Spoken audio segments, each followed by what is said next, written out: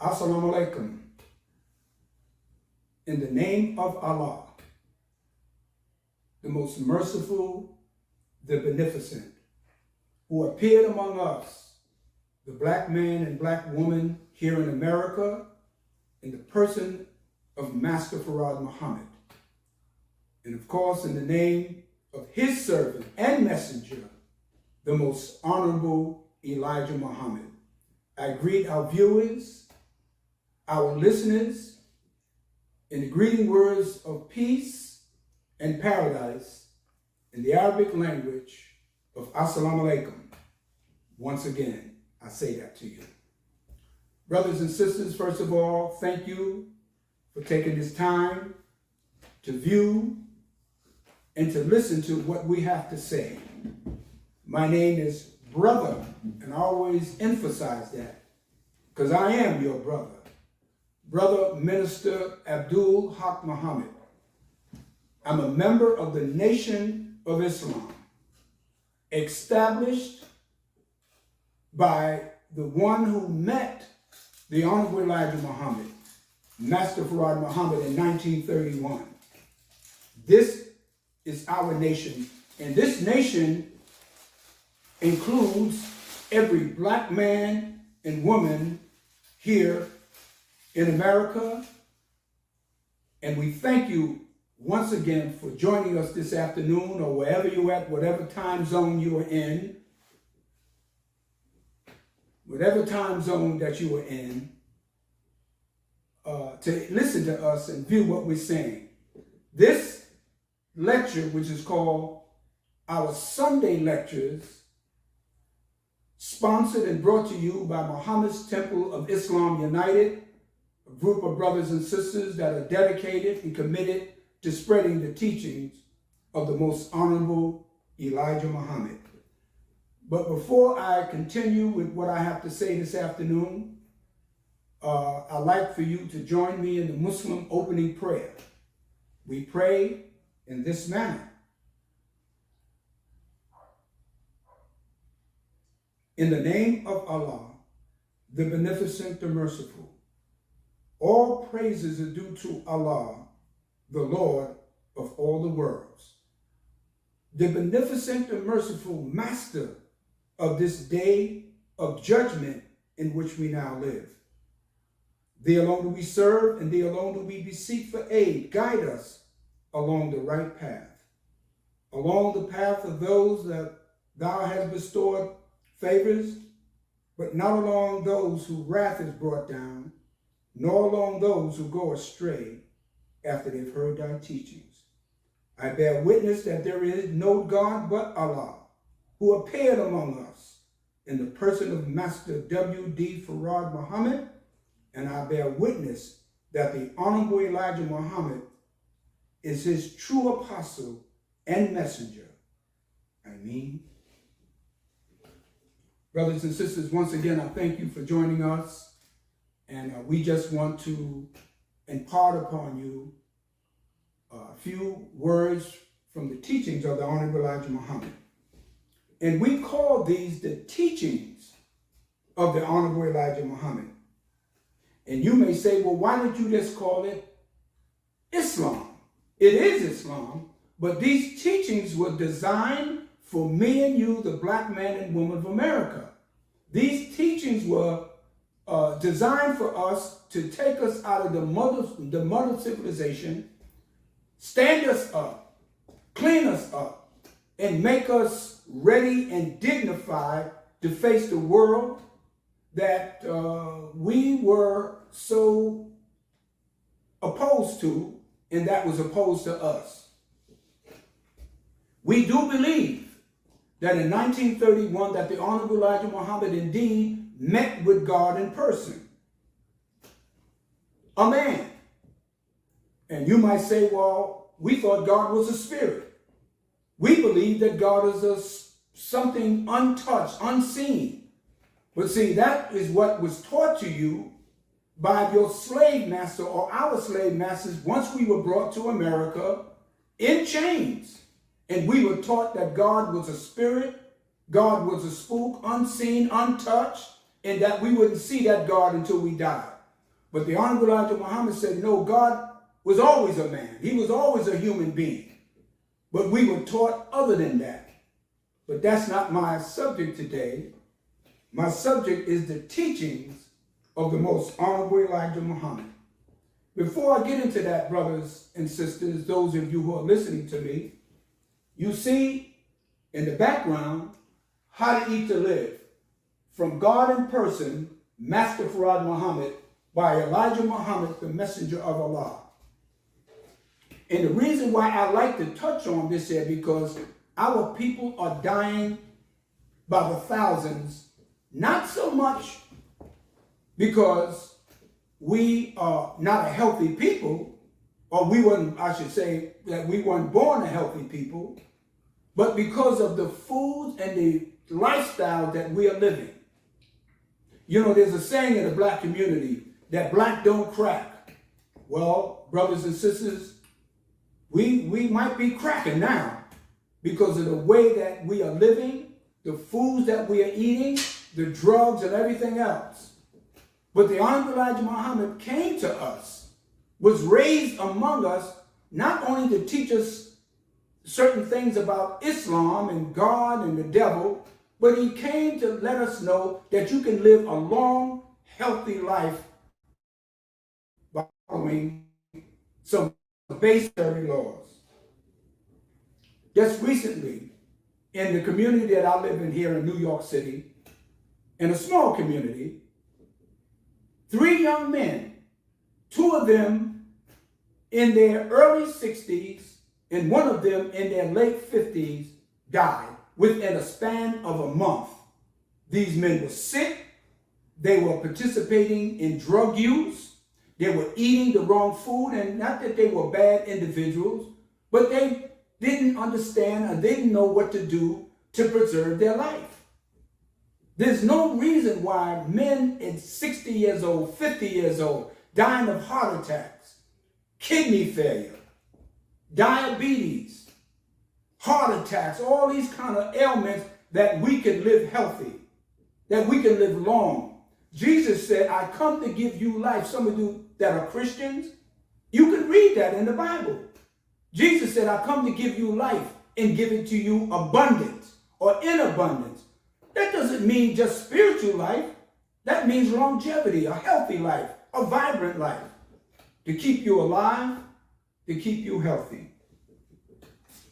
Let me just read something, and I just wanted to say, the Honorable Elijah Muhammad's teachings are very deep. They're very profound, but they're very simple and pragmatic. You heard what I said? They're very deep in its essence. His teachings are very, very deep, very profound, but very simple, that even the average man and woman could understand. But let me say what he said in his great book, that's part 1 and 2, called How to Eat to Live. Just listen to me. He said, we cannot live a long time if we are laden our bodies with fats to burden our hearts and pumping the blood, all of this fat. We cannot eat all of this grease. Some of you go to the Chinese restaurant. You go to these fast food places. Much of that is grease. Grease clogs your arteries.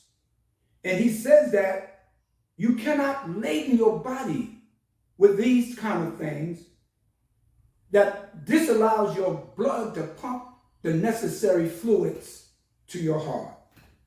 He said it shortens the time of our heartbeat, and the fat person is, in many instances, more likely to attract sicknesses and disease. Why are we healthier in our lives prolonged by eating as God has taught us in the person of Master Farad Muhammad, to whom praise is due forever? So it's very simple. Eat the right foods. Eat at the right time.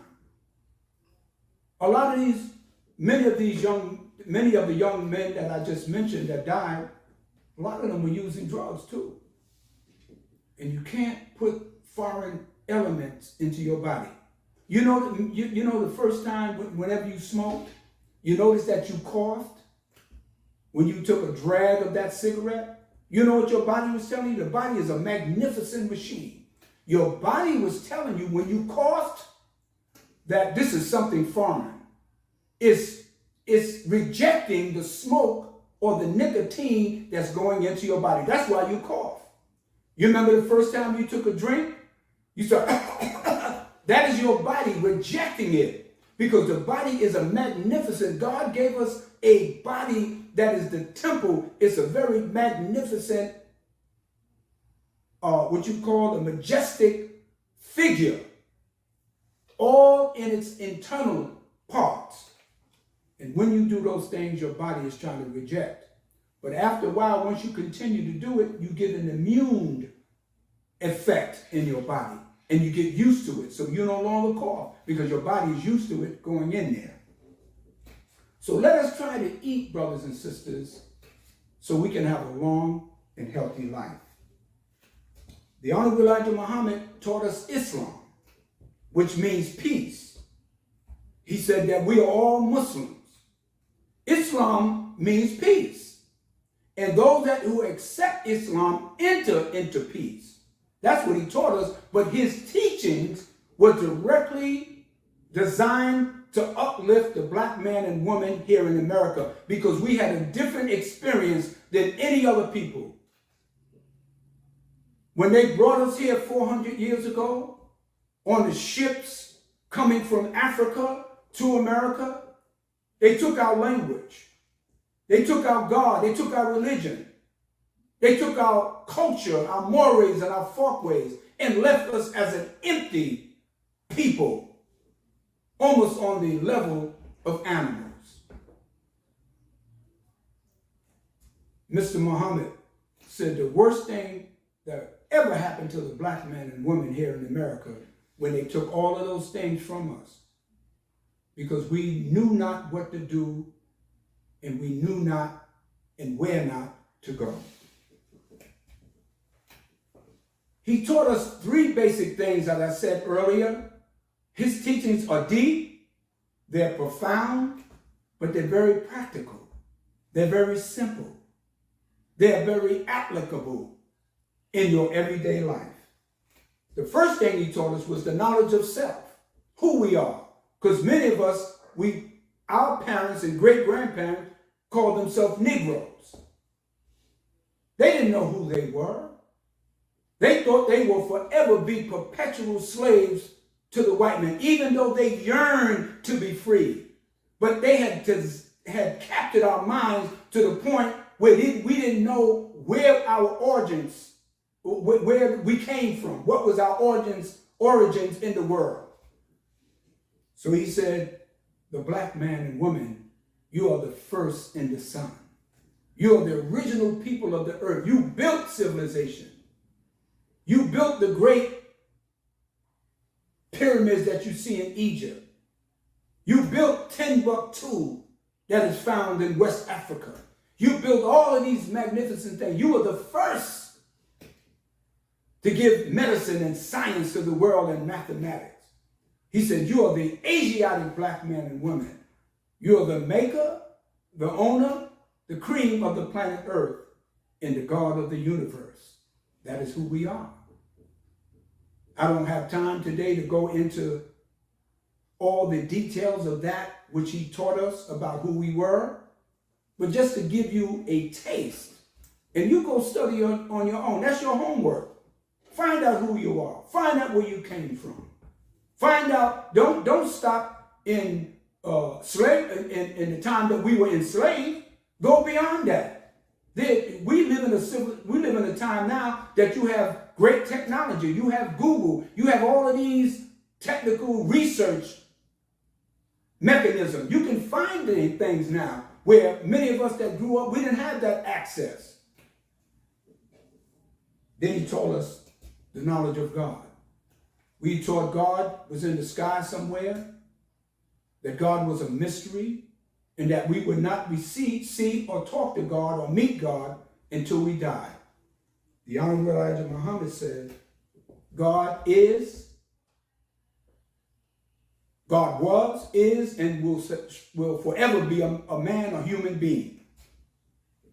In the Bible, in the book of Genesis, it talks about, in the beginning was the Word, and the Word was God, and the Word was with God, and the Word became flesh.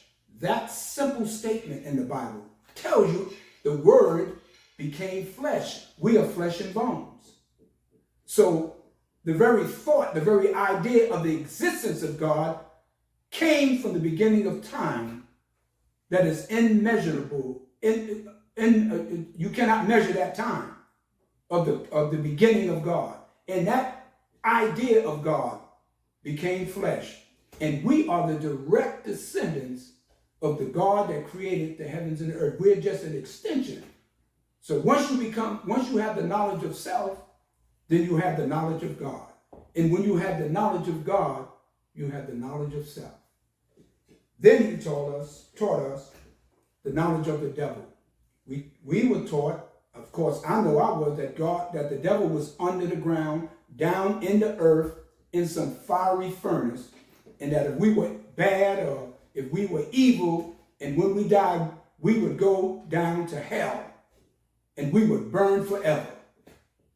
That is untrue. There's no devil in the ground wearing red tights and with horns and a pitchfork. That's not true. That's a fantasy. That's a fairy tale. He said that if you look at the history of the white man, if you look what he has done on the earth, all of his history, all of his behavior points to the fact that he's a devil. The Honorable Elijah Muhammad was not making fun at the white man. He was not mocking him. He was using the language of Scripture. If you look throughout the Scriptures of both the Bible and the Holy Quran, it talks about evil. It talks about Satan. It talks about Shaitan, Iblis. It talks about all kind of evil characteristics. And all of that has been displayed in the history and the behavior of white people. He said, the white man is the devil. Ooh, that shocked everybody. Oh, the white man, why do you want to say that? Well, the prophets and messengers always called people and individuals devils, vipers. So those are three basic, fundamental teachings from the Honorable Elijah Muhammad. The knowledge of God, the knowledge of self, and the knowledge of the devil. Now you go study those things.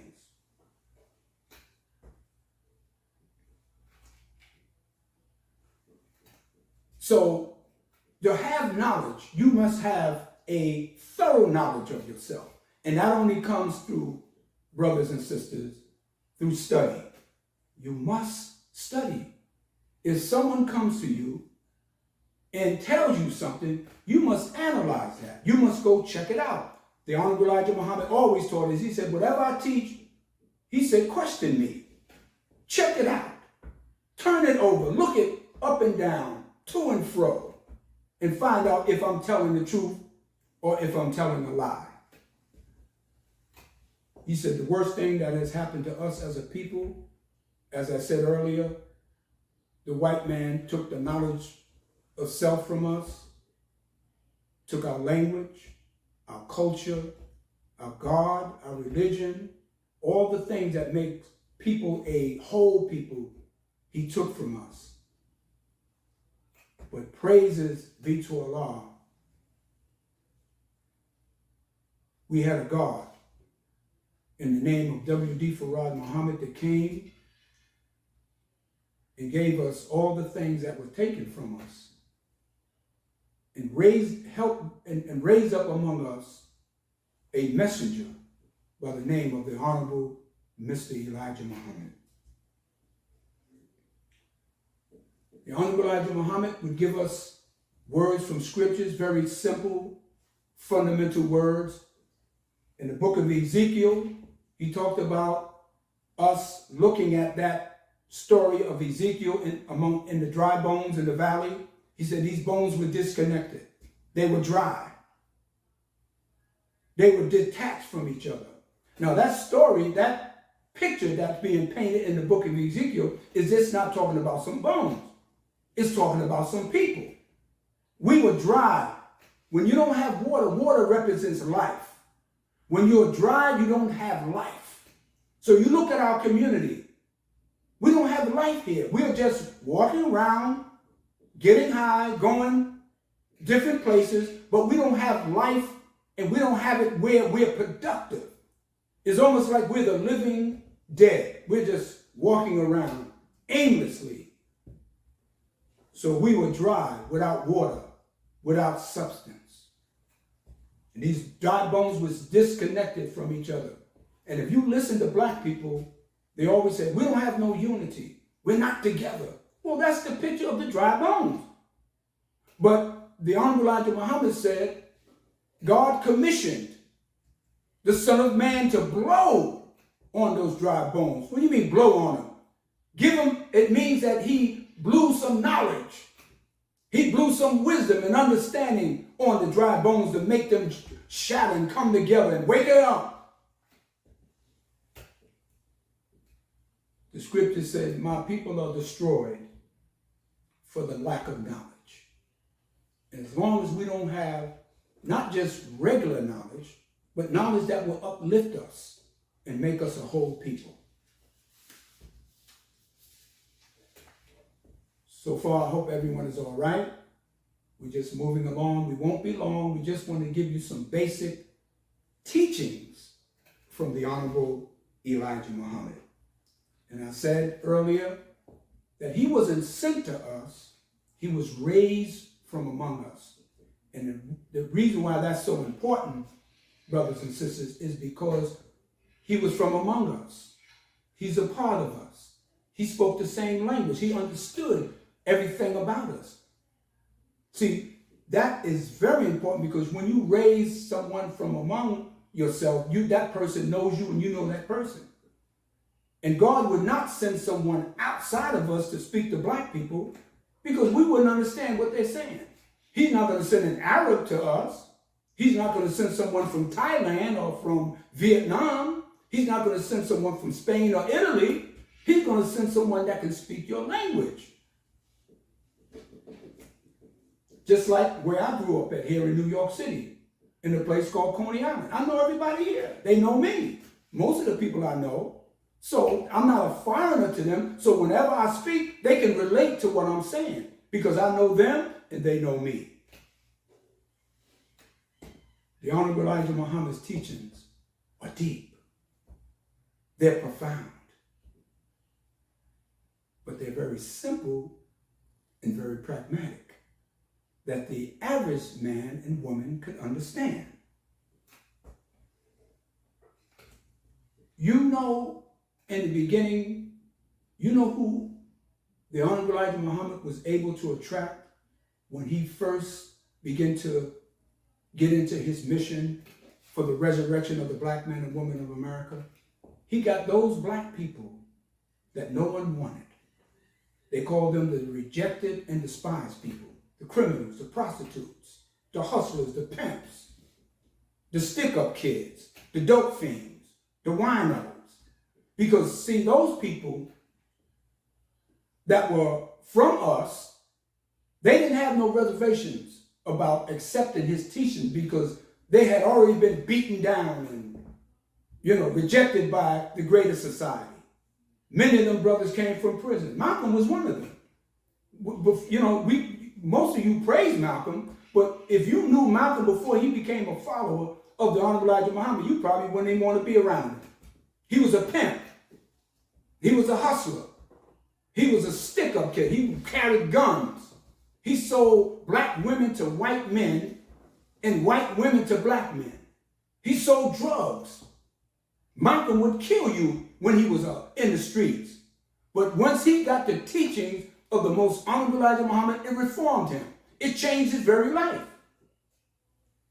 And that's the ones that the Honorable Elijah Muhammad attracted. These people were the ones that were looking for change. And they had no problem. And he was a savior and a deliverer for them. Myself. I was a young man in the streets as a teenager. I probably would be in jail now or dead if it wasn't for Mr. Muhammad and his teachers that found me. There was a group of us, dozens of us that came. I was stealing. I was smoking weed. I went to jail. I was in a Brooklyn, New York jail for several months. But in my heart, I was looking for something. And there was the Honorable Elijah Muhammad that gave me that chance to turn my life around. And as the Honorable Elijah Muhammad began to teach and his movement began to grow and develop, then many of our educated black brothers and sisters began to look at him in a different way and said, man, this man got something here. Because many of our people that are educated and they go to the white man's school, they are being taught by the white man. They're being educated by the white man. So their view of life, their perspective of life is from the white man's thinking. And they want to be in his society. But many of them, as they get higher and higher into the white man's social and economic system, they see a different picture. Okay? My brother-in-law, who came in the nation with me, he was a vice president of a bank, Bank of America. He said, listen, he told me, he said, the higher I got into that society, into that financial system, he said, the filthier it was. The debauchery and the lies and deceit. That's why in the lessons that the Honorable Elijah Muhammad gave us, the question was asked of him by Master Farah Muhammad. Why does the white man keep us, black people, from his social equality? Because he doesn't want us to know how filthy and slimy and grimy he is in all his affairs. So as the Honorable Elijah Muhammad teachings begin to take hold of the black communities throughout America, the educator of our people, he attracted a mathematician by the name of Lonnie X. Cross, who became Minister Lonnie Shabazz, a mathematician. He began to listen to the Honorable Elijah Muhammad. The Honorable Elijah Muhammad only went to the 3rd grade, or barely finished the 4th grade. He almost got halfway in. But he was virtually uneducated in the white man's world. But here was a mathematician who began to listen to him. Then another brother by Brother Leo, who was a professional, developed dentist. He began to listen to the Honorable Elijah Muhammad. He became Abdul Salam out of Newark, New Jersey. And many, many men and women came up out of the universities and colleges, began to listen to the teachings of the Honorable Elijah Muhammad. There was a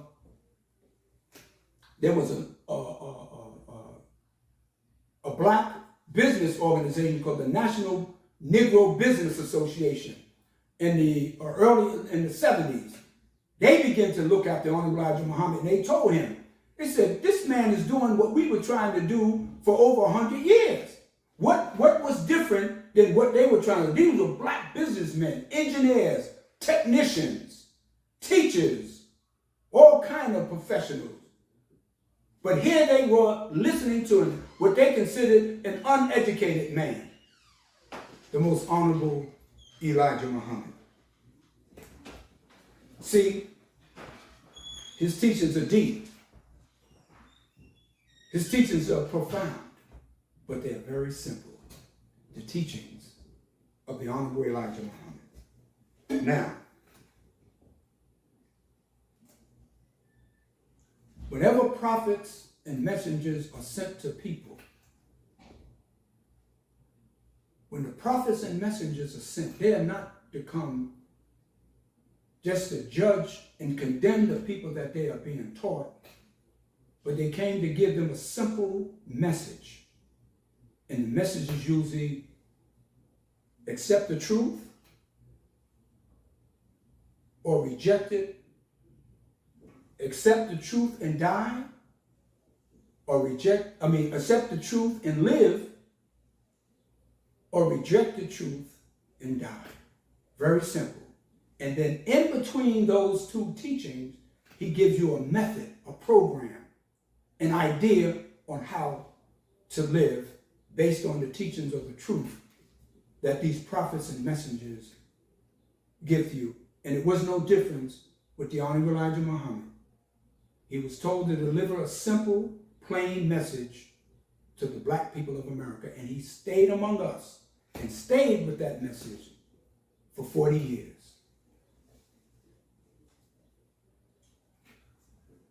The basic teachings.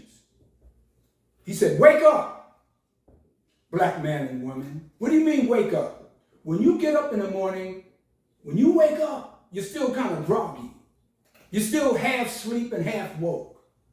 You're trying to collect yourself. So the teachings was to wake us up, jar us, motivate us. Just like you when you get up in the morning. Sometimes you sit on the side of the bed. Sometimes you don't want to get up, but you know that sun outside, or you have a purpose or responsibility, and you know you got to get up. So the teachings of the most honorable Elijah Muhammad penetrated us and made us wake up. And once you wake up, you know, you got a little sleep in your eye, you're slobbing half side of the side of your mouth, you know, you're a little ashy, your hair's all, you know, kind of matted. But what do? The next thing he said, clean up. So once you wake up, you go into the bathroom. You wash yourself up. You clean yourself. And the Honorable Elijah Muhammad said, we weren't fit to be recognized by the civilized society of the world. So he said, I purposely took my followers and made them clean up from their morals, clean up from the drugs and the alcohol, clean up from the negative behaviors that they were practicing all their life. So we cleaned up. Made us say you should wash at least twice a day. Be clean internally as well as externally. That's why the Muslims look so clean when you saw them. Everywhere I go, some people say to me, I say, you're a Muslim, aren't you? I said, how you know? He said, the way you look. You just look different. He told us when we walk, hold our head up. When we talk, speak up. When you talk to someone, look dead in their eye. Don't hold your head down. Because that's what the white man taught us during slavery. Hold your head down, nigga. No, but we hold our head up. Because we're proud and we're cleaning ourselves up. And then the next thing he said, after you wake up and clean up, he said, stand up. Take a position. Stop being afraid of taking a position. Take care of your family. Take a position in your community. Stand up for something. Stand up for righteousness and truth. Very simple. Wake up, stand up, and clean up. Now, once we wake up, we clean up and we stand up, the Honorable Elijah Muhammad, in his great iconic book, Message to the Black Man in America, he gave us a 12-point program to make us a better people. Very simple. Let me read. This comes from the chapter on program and position. He said, number one, separate yourselves from the slave master. Now, what does that mean? Separate. You already basically separated in different communities. If you go to any city, basically, there's a black community and there's a white community. And other ethnic groups might be in and around. But basically, we are already physically separated from the white man. So what does it mean? Separate yourself from the slave master. Well, first of all, who is the slave master? When we were brought here to America, there were 3 people that operated in the slave trade. There was a slave trader. That was the one that went to Africa, put us on the ships and brought us here and did the trading. That was a slave trader. Then there was a slave maker. Well, how do you make a slave? You teach him to hate himself. You teach him to be subjected to you. You teach him to respect you and love you and be afraid to do anything other than that, or anything that would make you feel that this slave is not yours. So they made us, they put us in camps, taught us that we should be submissive, put us on plantation, beat us, told us we were nothing, told us our black and dark skin was inferior. That's the slave maker. Taught you to disrespect your woman. That's the slave maker. He made you a slave. And if you got out of hand, they would beat you. And then they would take those rebellious slaves, they would take them and put them in the square, out in the open, and made all the other enslaved black brothers and sisters watch as they beat you and even kill you. That was the slave maker. And then the slave master. The slave master was the one that had all of these plantations of enslaved black men and women. And he worked you from sunup to sundown. Some of you worked in the house, some of us worked in the house, some of us worked in the fields. Some of us were sharecroppers. He was the master of our thinking. Him and his wife or his children, he was the master of everything that they did. My mother her grandparents were ex-slaves. Her great-grandparents was ex-slaves in North Carolina. And my mother picked cotton from the time she was about 12 years old till she was about 16. She said she hated it. She said her hands would be bleeding from picking cotton all day to almost sundown. And she said her grandfather, his father was a white man. He raped my great-grandmother and produced a son by the name of Alfonso Brooks. And he couldn't even play with his white half-brothers and sisters. They made him stay in the field. That's right. That's the history. And if some of you check your history, you might find the same thing. So the Honorable Elijah Muhammad said, separate yourselves from the slave master. He meant, first of all, mentally. Separate your mind from what you've been taught all of these years and get a new mind. A mind that will make you do for self, do for your community, protect your family and your children, and make your community a cleaner and better place to live. Separate yourself from the slave master. Starting with your mind. Because you can be separate, but if you still have the mind of your slave master, well, you're still a slave. Number two, he said, pool your resources, education and qualifications for independence. We live in all of these communities throughout America, in Chicago, in Memphis, in New York City, in Boston, in Atlanta, Georgia. But we don't control the resources in our community. You look at all the trucks that come out throughout the community, they're owned and operated by white people who bring in the bread, the food, and the meats, and the produce. He said, control your own education. The schools that our children, in the inner cities, majority of the students in those schools are black. But we don't control what goes into the minds of our children. He said, qualify yourself for independence.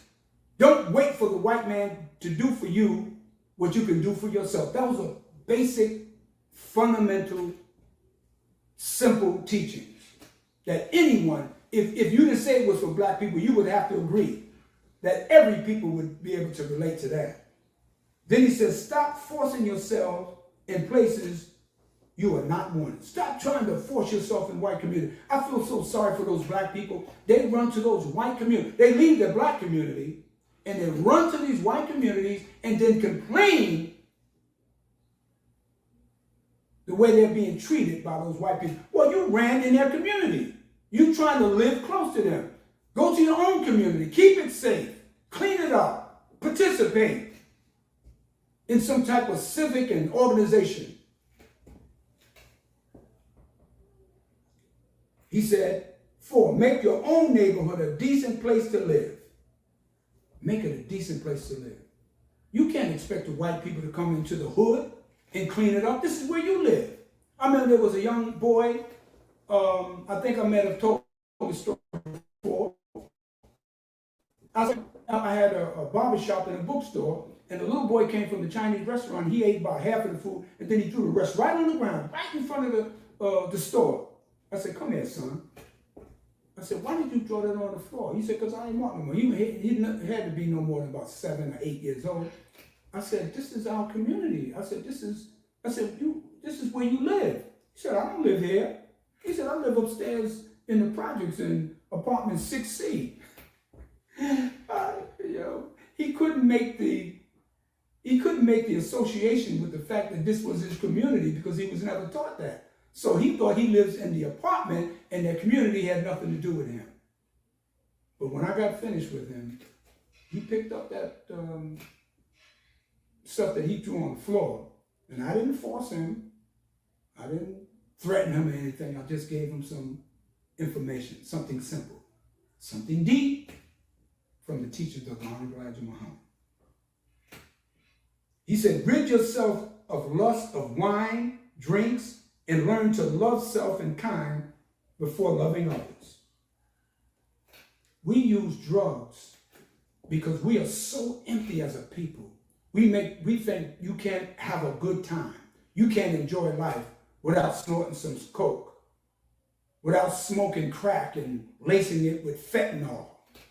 We just consume bottles of alcohol. Some of us get up in the morning and have Hennessy and a quart of beer. Do you know that stuff is really destroying your body? You can't do that year after year after year. Some of us smoke cigarettes. I heard cigarettes is like $15 a pack. Not only is cigarettes a very unhealthy habit, but it's very expensive habit. I don't know how people smoke and pay $15 for a pack of cigarettes. He said, stop trying to love others before you love yourself. Love black people. Have an association with them. We don't trust each other because that came from white people teaching us not to trust your brother and sister. You should meet a person and base your relationship on them, how they treat you and how you treat them. He said, unite and create a future for yourself. We don't look to the future. We have a future. There are young brothers and sisters today don't think they're going to live beyond 25 years old because they have no value of life. The greatest gift that God has given us and the Honorable Elijah Muhammad taught us is your life. You cherish this life. Not a big car, not a big home, not a pair of new Nike or Jordan sneakers, not diamond rings. Those are just things. But your life is the most precious item that you have. He said, build your own homes, schools, hospitals, and factories as other people do. I remember I went to Detroit one year. That was my first time it wasn't my first time in Detroit. I went to visit my daughter who lives in Detroit, and I was traveling on the highway and I kind of went off the wrong exit, and I went to this community, an Arab community. It's called Dearborn. I seen banks owned by Arabs. I seen restaurants. I saw cleaners. I saw barbershops. I saw beauty salons. Everything you can name, it was blocks. I was traveling blocks. I said, where am I? And this was a Arab community in Dearborn. They said this particular part of Dearborn, Michigan, they said is the largest concentration of Arabs in America and the largest community that is vibrant. We can do that.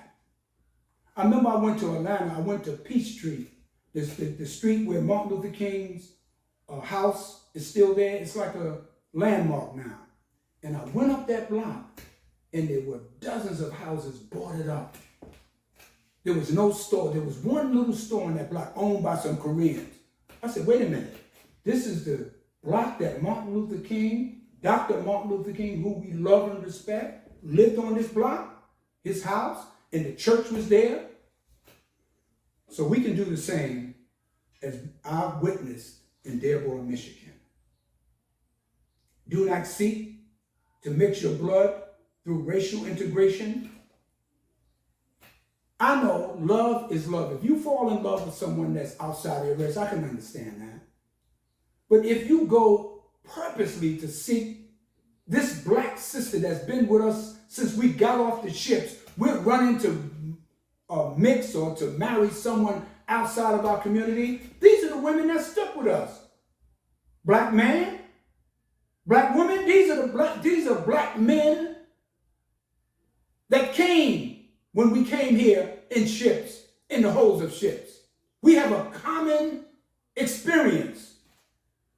And we should not seek to go outside of ourselves, because there is 40 million of us in Black America.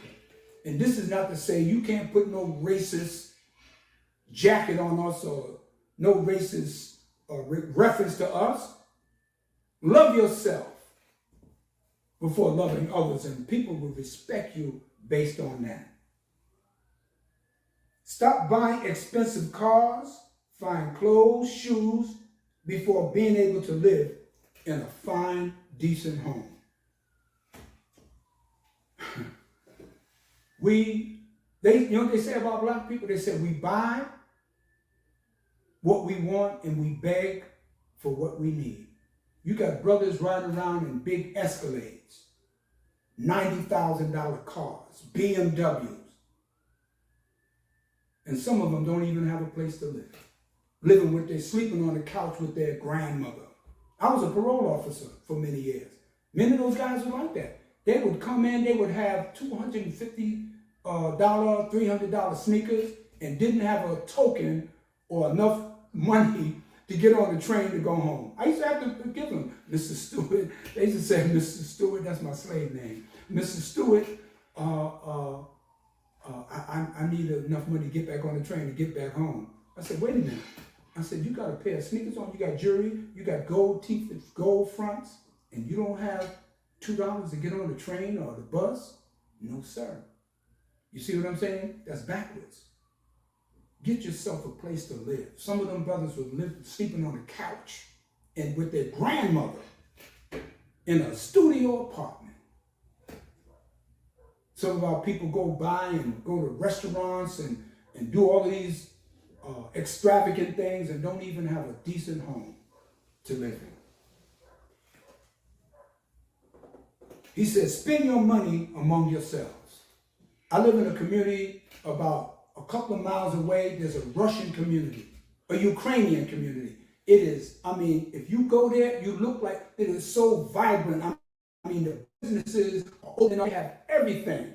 And you come to the community a few miles away where we black people and brothers, the Latino brothers and sisters, all we have is Chinese restaurants, liquor stores, and drugstores. And that's not an accident. You eat that Chinese food, it's full of grease, full of toxins, and then you go get you a bottle of Hennessy or some other alcohol or drugs, and once you get sick, you have to go to the drugstore to try to help with that your sickness. See how it works? So we have to begin to spend money with ourselves. I buy my paper towels, my toilet paper, and other products, even cleaning products, from black-owned businesses. Seek them out. I'm not saying you find a lot of them, but at least find one. Do you have a black bank that you put your money in? Why do you put it in Chase, Citibank, Bank of America? They very seldom put money into our community, and they build homes that you can't even go and live in certain communities here in America. You got churches You got churches that put their money in these banks, thousands of dollars, millions of dollars. And these same banks build communities and homes that those church members are not able to put their foot in that community. In fact, if they even are found there, they may call the cops on them. So he said, build an economic system among yourselves. They say that black people in America, we spend, what is their figure? $2.5 trillion every year in the American economic system or the financial system of America. We buy everything from hot sauce, potato chips, soft drinks, you name it. But we have enough money.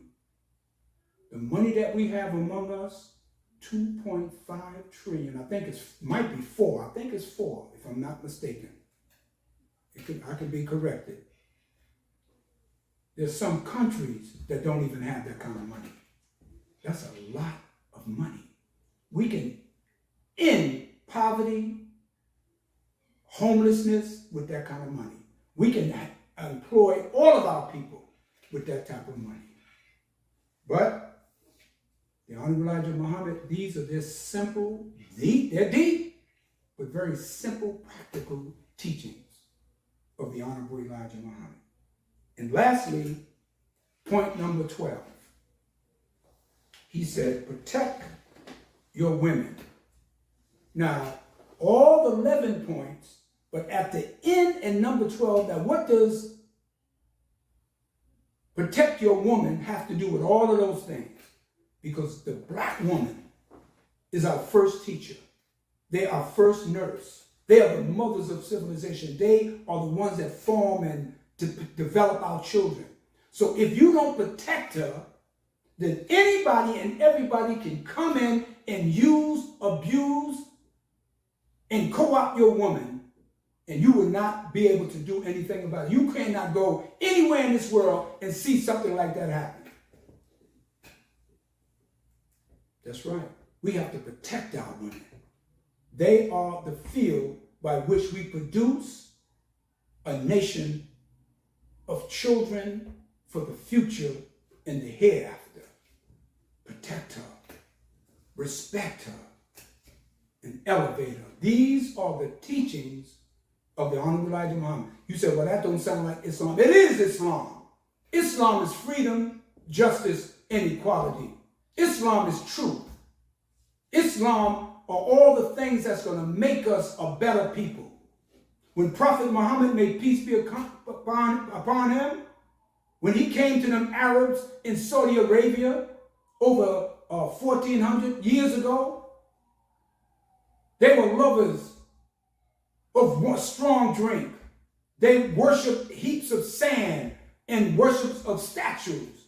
They used to bury their women, their children, female children, in the ground when they were born because they thought that was a curse.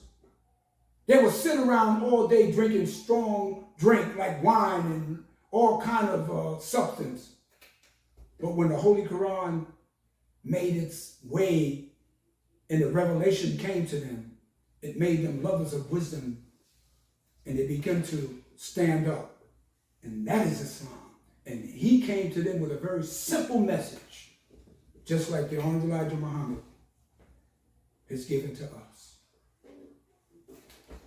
So as I conclude, brothers and sisters, all these points that I read are rooted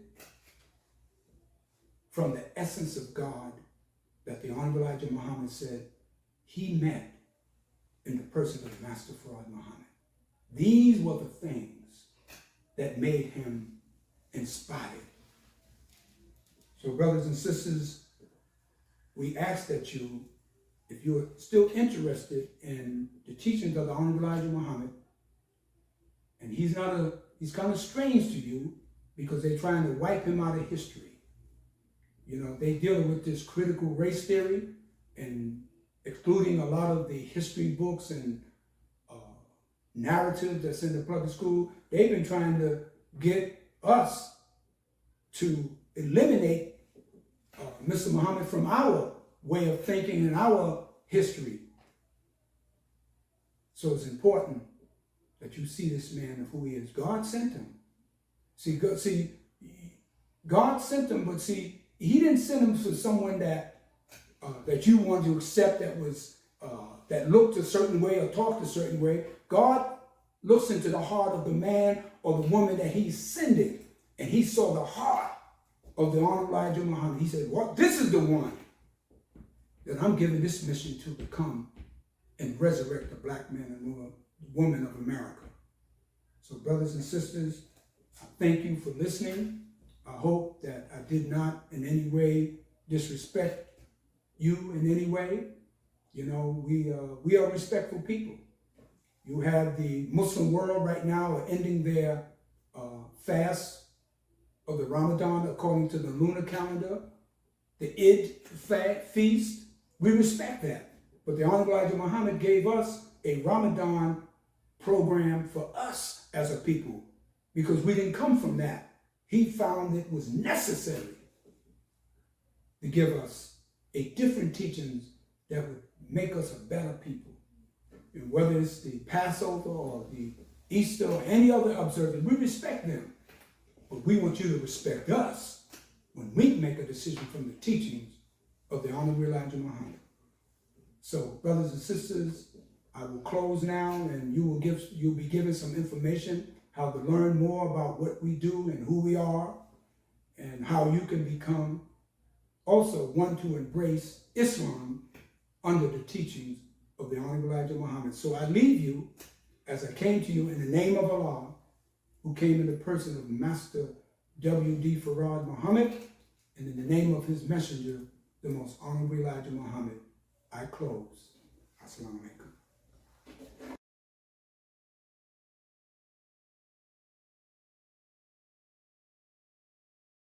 If you believe what you heard taught today on Islam is true, and you would like to learn more, or you are ready to accept and reclaim your own, contact the Lost Foundation of Islam Muhammad's Temple United at 623-312-4352.